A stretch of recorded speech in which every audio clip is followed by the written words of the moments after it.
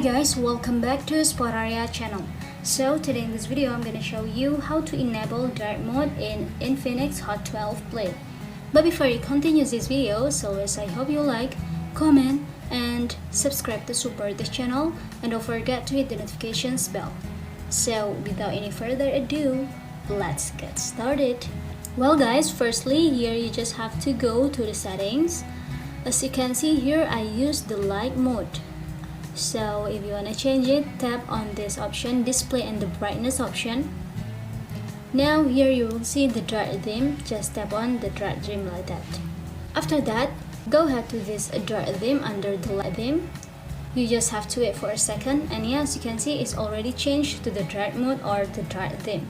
So to save it, you just have to go back because it will automatically save like that. So yeah, just it. I think it's enough guys. Thanks for watching this video. I hope this video will help you.